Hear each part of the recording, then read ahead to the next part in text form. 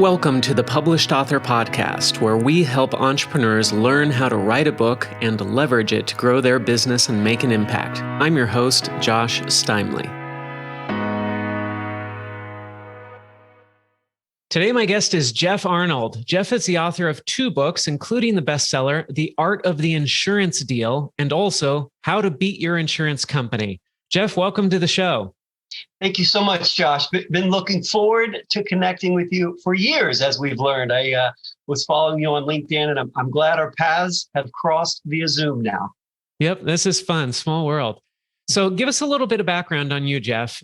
We can tell from the titles of your book, you've got some experience in the insurance industry, but tell us a little bit more about your background, where you come from, how you got into the insurance industry, and then we'll work our way towards your books and how you wrote those.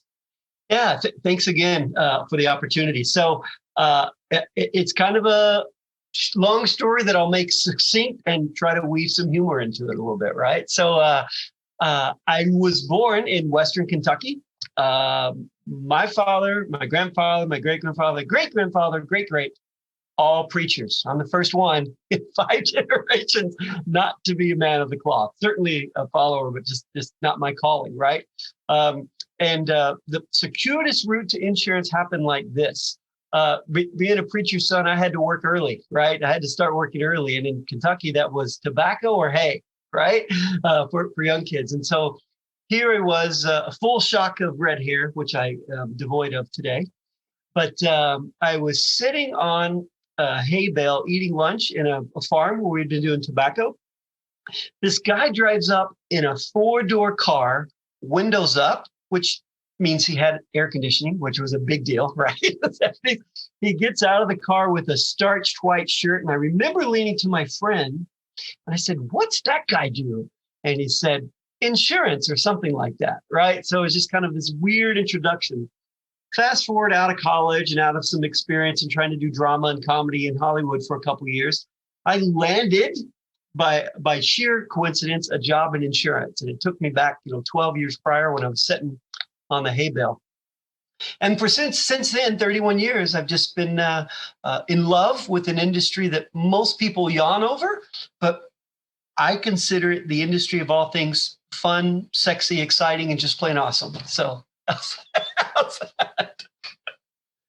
So at what point did you say, I'm not just going to be in the insurance business, I need to write a book that has to do with the insurance business? Yeah, I wish I could take credit for that, Josh. I was challenged by a friend, a mentor, really older than me at the time. And I had been very, very fortunate, not to talk about my insurance career, but very fortunate to buy a lot of insurance firms, agencies, and companies, right? Very, very young, under the tutelage of very experienced executives. And after I had done about 40-something acquisitions, my mentor said, "You should write a book. You've got a lot of energy for this. It's a kind of a natural. I think you should write a book." And so thus began the very difficult exercise of putting words together. And if you've ever become an author, as most of your listeners have or are dying to, it can be quite cathartic or quite painful, right? Right? Just weaving them together. And so it was a very long, arduous journey, right? That you beat yourself up over. I do anyway, over every sentence. Anyway, so long story short, at the behest of a good friend and mentor, said, "You should probably pin some of these deals in a book." And so how did you get started? And when was this? What year are we talking? So 2014 and 15, kind of the idea, it took me a while to listen to them. And then I just started filling up legal pad after legal pad after legal pad, because I can't write on with Word. I have to write it out in my Kentucky public school chicken scratch, right, on a piece of paper, right? And it literally looks like a 4th grader has etched it on a tablet. And so I consolidated all those at least into an outline, and thought, I'm going to get this published. I sent it to a couple different publishing firms, and they're like, it was a lesson and an experience. It's like, yeah, no, that's not what we do, kid, right? I wasn't a kid at the time, but that was how I felt. And then I stumbled across a firm that would assist you with these things, right, on the internet. Submitted the manuscript to them, and their response was, yeah, that's great if you're talking to second graders, but we can help you make it palatable and cohesive. And so basically ripped apart everything that I had written and made it sound like I kind of knew what I was talking about, right? And that's it took a couple years to do that, well, about 18 months, because after I got back, there were amendments and changes because I used someone to help really rewrite it, to be quite honest with you, right? It didn't seem like it was my voice. And so I just put it on the shelf for about 90 days, 120 days, and wrestled with what I'm doing. So that's a different journey. So going back to your notepads that you were writing on, were you actually writing words the way that you thought it would sound in the book, or was it just taking a lot of notes and jotting down ideas and thoughts that you wanted to include in the book? Yeah, so a little bit of both, like, because my mind sometimes just races so fast. I just got to get line item, bullet point. And then I would go through, turn the page, and try to weave it into some type of semblance of a sentence or a paragraph. And then I would reread that and try to compare it to the paragraph above it and below it. And it wouldn't make any sense.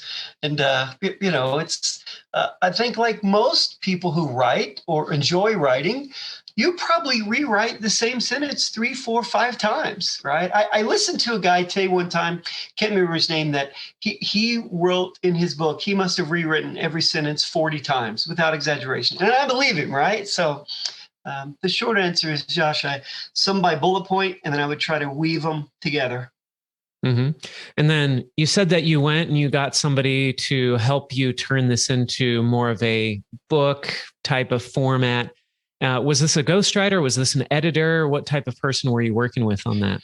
Yeah, I wish I knew about your services 4 years ago, right? Quite honestly, it was at the beginning, I believed it was to assist me with consolidating all my thoughts in a better manner, right? And clearly the manuscript was not up to par, and so after several back and forth things, it was, well, we need to rewrite it, and you need to have an assistant writer or ghostwriter or whatever. So and that's when it changed really from kind of my voice, right, to a different voice, and that's where my struggle was for a while.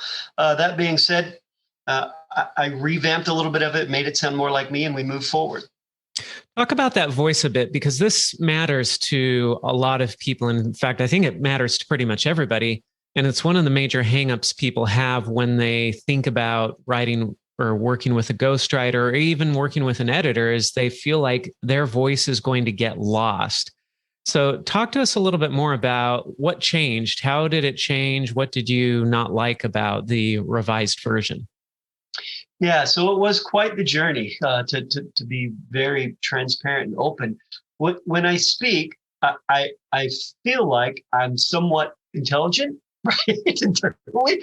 When I write, apparently it's very constipated, but in their words, exactly, right? And so that voice that I try to bring to life on paper, it sounds okay in my head, but making it transfer in that same semblance and order on paper is a difficult thing for me. And so that is the disconnect. And I suspect, I would submit to your listeners, that you're going to go through the same exercise, right? Not fun. The toughest part of that journey was to understand that just because you may speak, and sometimes eloquently or not eloquently, writing is completely different. It's a different memory. It's a different skill set. It's a different appetite. And you can wrestle over one word or one sentence for a month just to get it right. And so that was the toughest part of the journey, to realize and be told that you write very constipated, and you write like you're trying to sound intelligent, but it comes off as like a fourth grader, right? Trying too hard. So that was a tough pill to swallow, but very necessary. And so you said that it came back. It wasn't really your voice. You kind of shelved it for a little while. And then how did you get back into it? And how were you able to fall back in love with it? Or how did you come to a point where you said, okay, this is something that I feel good about publishing?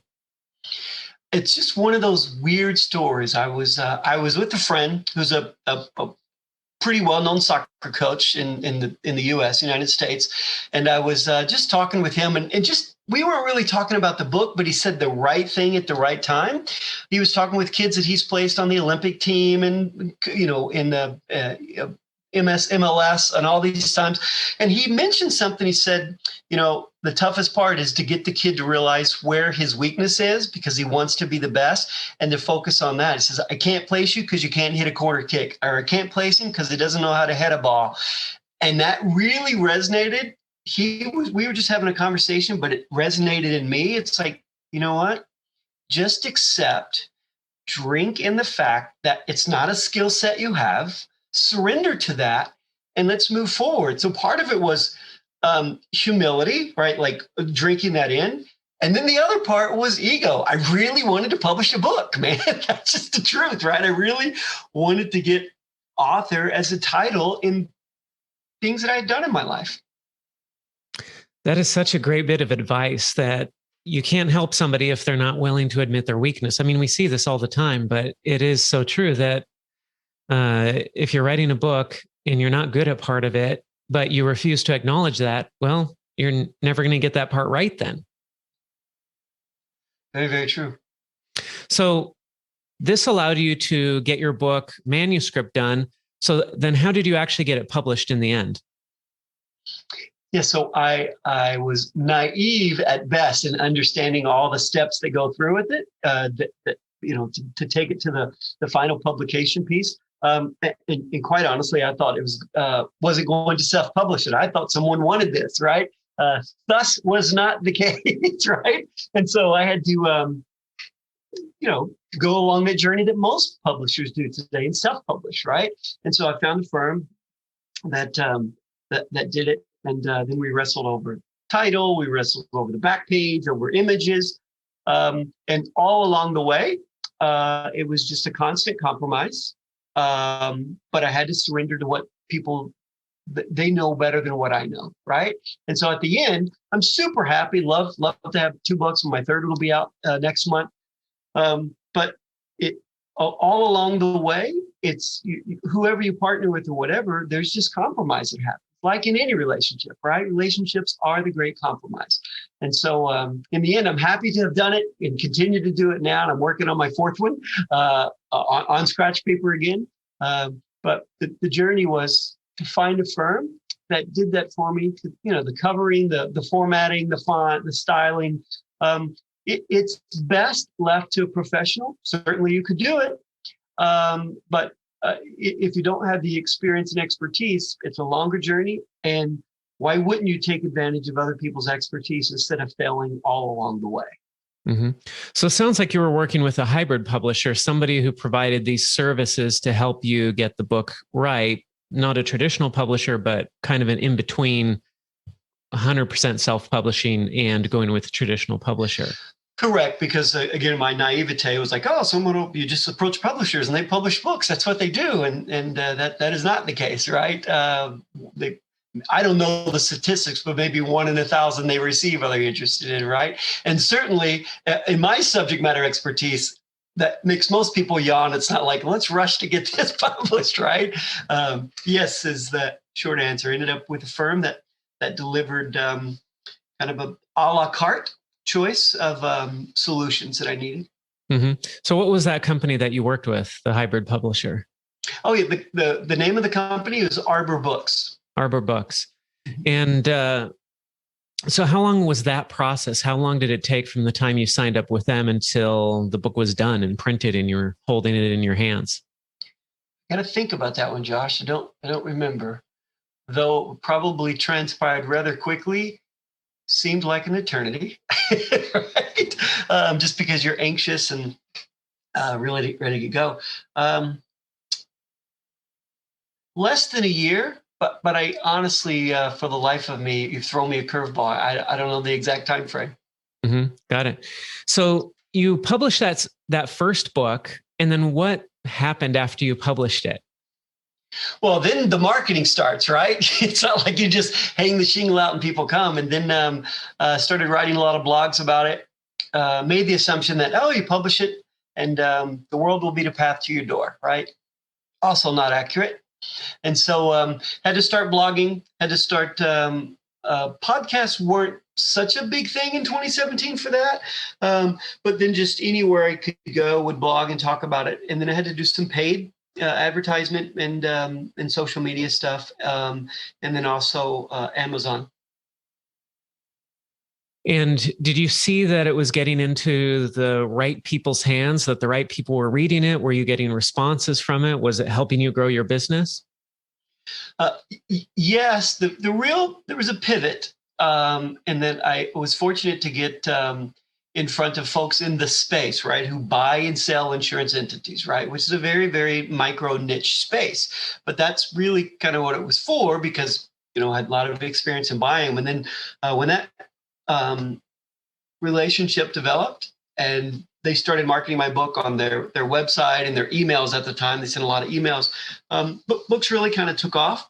And then I had some counsel from a web design firm who said, look, we're going to study who's coming and looking to buy your books. And this was a really good study in data and analytics, right? So demographics and psychographics, who buys your book and why they buy it.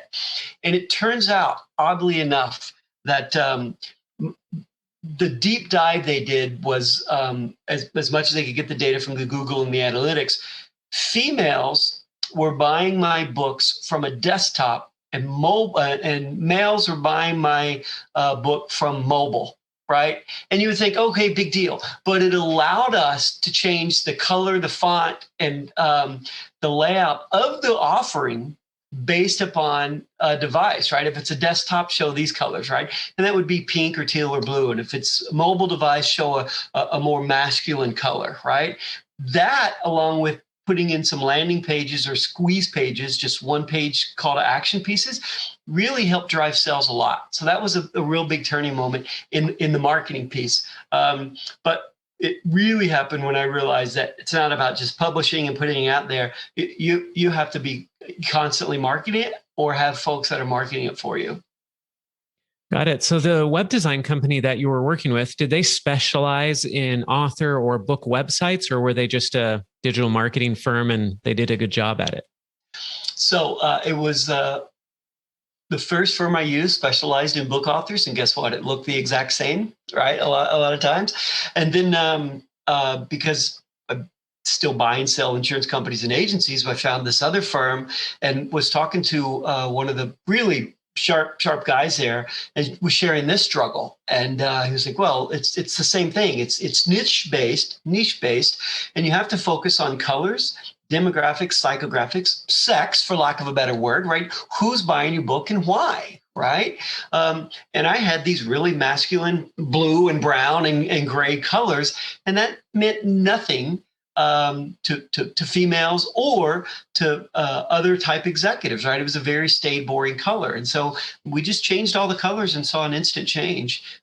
Short answer is no. It was a different marketing firm, a different web design firm who focuses on who buys and why they buy and what leads them to click the buy button.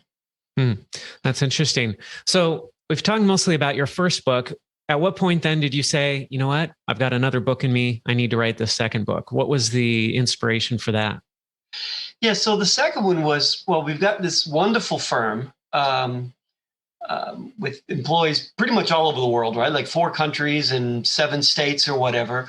How do we prime that pump, right, to get more volume into that? Because my first book, The Art of the Insurance Deal, was really about buying and selling insurance operations, right? And so the second one was, how do we speak to the general public or a mass audience, right? Because the first one was very niche based.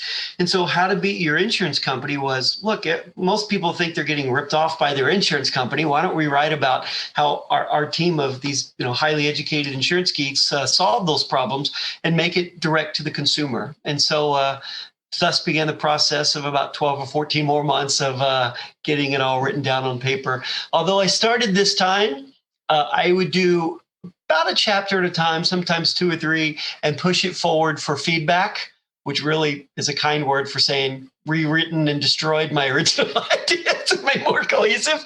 And we did this dance of back and forth every other week or so.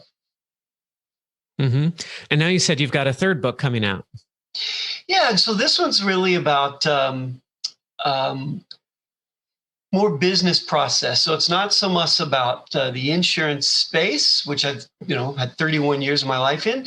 This one's about building better businesses, right? And everyone can relate to some horrible customer service experience or lack of leadership in a company, or just a miserable experience. So it's focused on business building sessions, how we've delivered a wow on every customer transaction every single time, just by focusing on what matters, right? And so it's chock full of old emails all the way back from the early or mid 90s, mid and late 90s, all the way up to places where we failed miserably by introducing technology we thought would fix things, and it was alienating consumers. And so it's really about building better businesses. Got it. When's that going to be released? Thus we wait still more. Right? So I pushed the last manuscript back for some iterations that I did. I suspect we'll get it into the cover design and everything in the next week or two, and hopefully be done by late May. And are you working with Arbor on these second two books? Did you work with them on these books again? Yeah, I am. It's after again, it's been a journey. It's been a relationship and compromise. And so after you get super comfortable, leverage them to do these other services too. Cool. Do you think there's a fourth book in you? Yeah, absolutely. Already, yeah, it's already.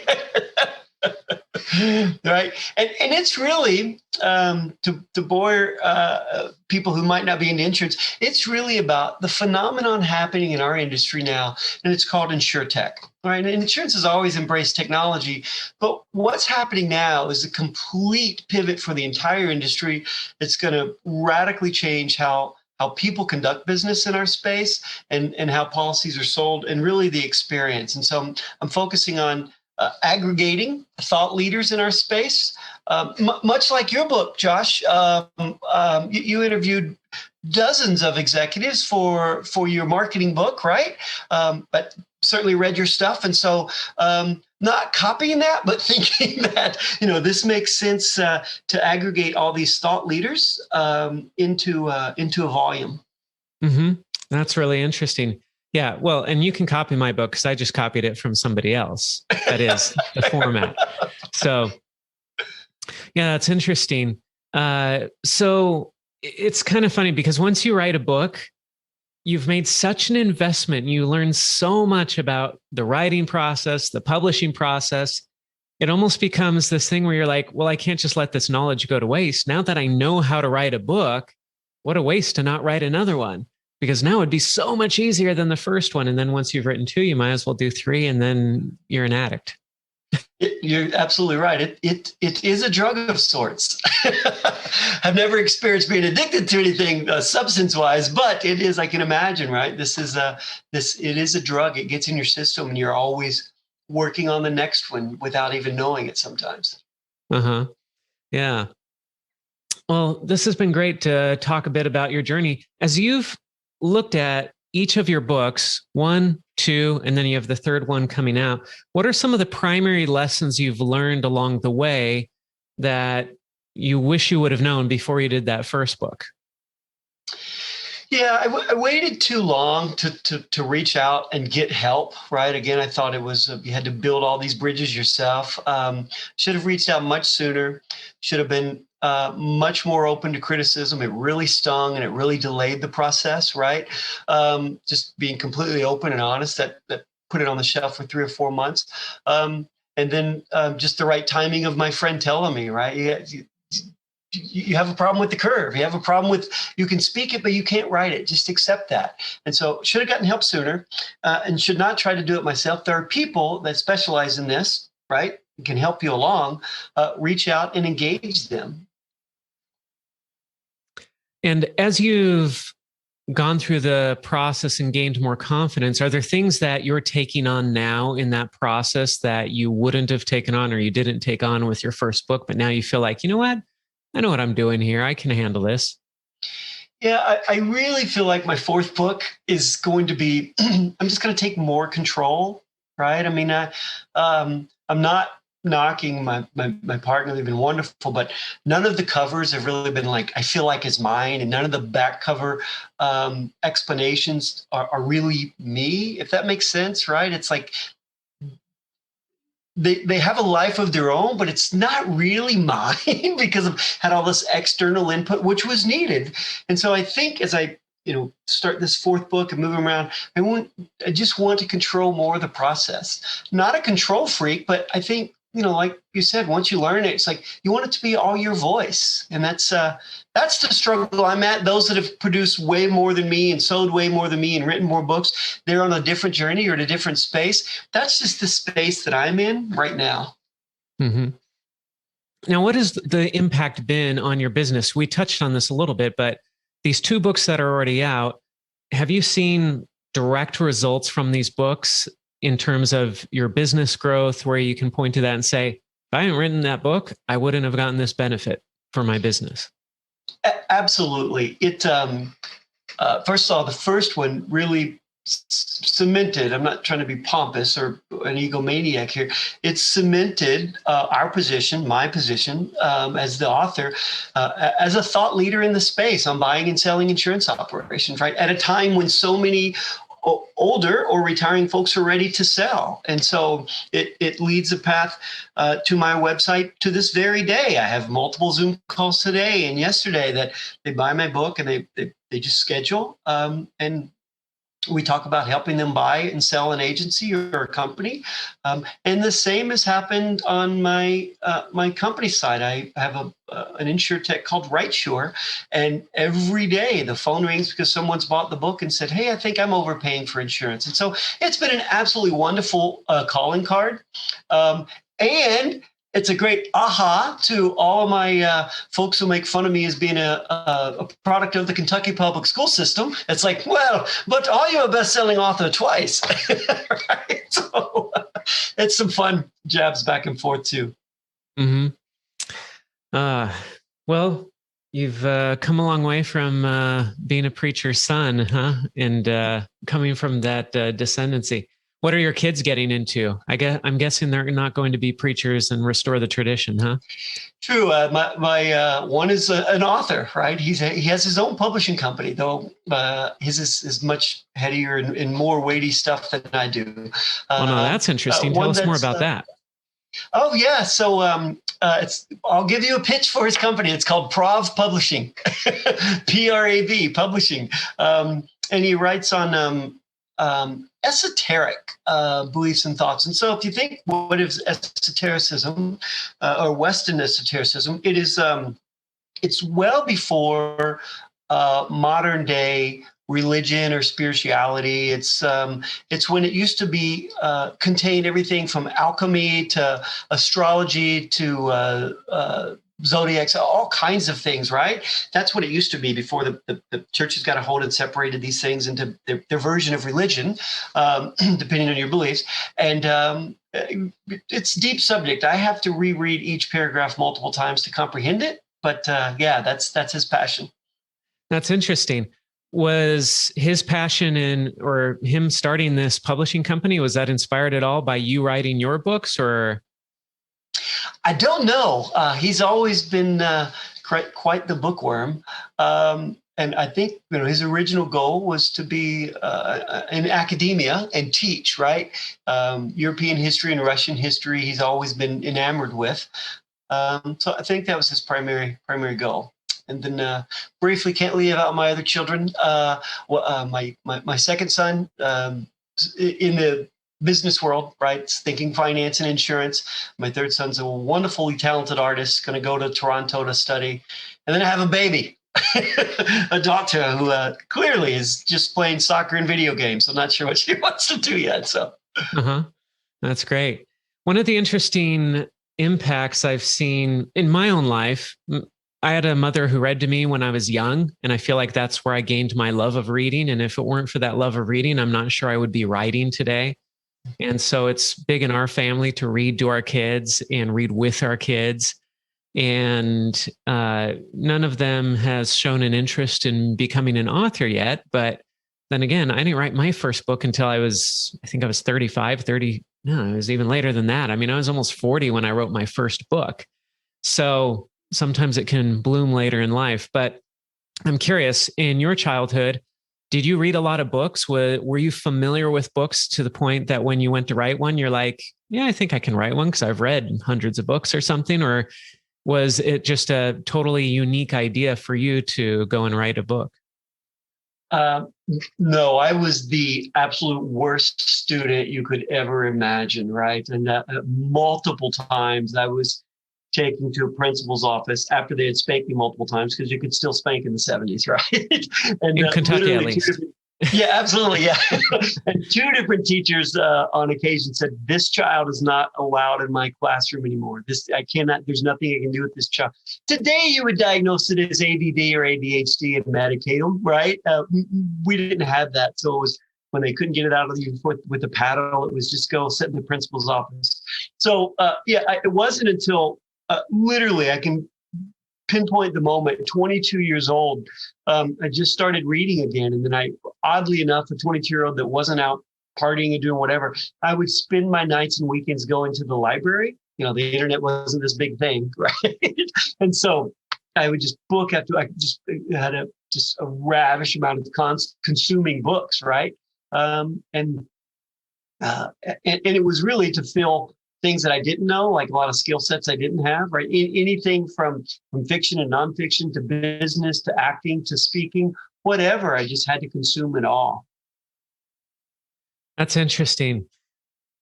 Two things actually are interesting. One is, I wonder how many entrepreneurs spent time in the principal's office, because I did that too. And it seems to be a common thread with entrepreneurs that they kind of got in trouble a bit when they were kids with authority and rules and structure, wanting to do things their own way, but also just that passion for reading that came out, even though, I mean, for me, it was 3 years old. For you, it was 22.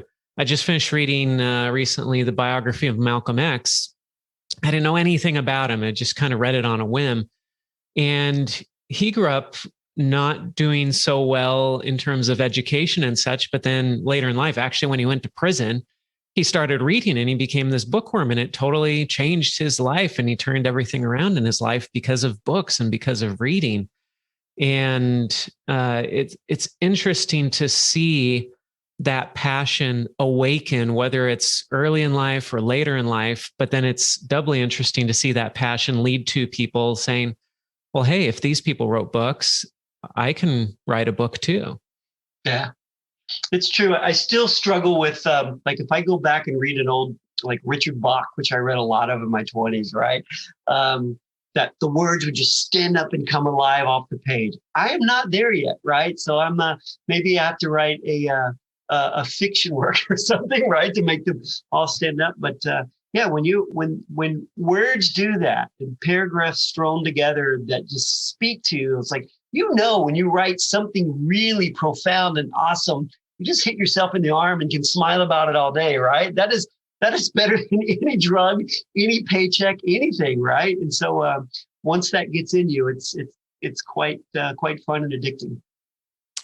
Well, this has been a great conversation, Jeff. If people listening to this want to connect with you, where's the best place for them to find you? Thank you so much. Again, it's been a pleasure. My personal website is jeffarnold.com, jeffarnold.com. You're pretty lucky to get that URL, because I mean, jeffarnold.com, that's not the most uncommon name in the world. So it's true. You're lucky to have that. I have a friend who he's gone through one of our masterminds, and his name's Ben Ward. And I said, you need to get your name as a URL. And he's like, yeah, that's going to be kind of tough. But he got it. He got benward.com. And I thought, man, that is a big win. So it's great to see when somebody has their name as their URL and they don't have to add weird things to it or something. Yeah, very, very fortunate. Do you have another second for a quick story here, Josh? So yeah. Most people know the Jeff Arnold, who started ShareCare. He's an internet entrepreneur and super successful. I can't remember his first big internet success company, but anyway, so that's what I consider like the real Jeff Arnold sometimes. And I'm like, surely he got this, but apparently he's not into publicity. At any rate, I was in a restaurant in Atlanta just before COVID, right? Like maybe October, November before COVID-19 hit. And I saw him come through the door. I'm like, that's DJ Arnold, right? Super successful. I didn't want to go be that guy. It's like, hey, Jeff, I'm Jeff, and I got your URL. But at least, right?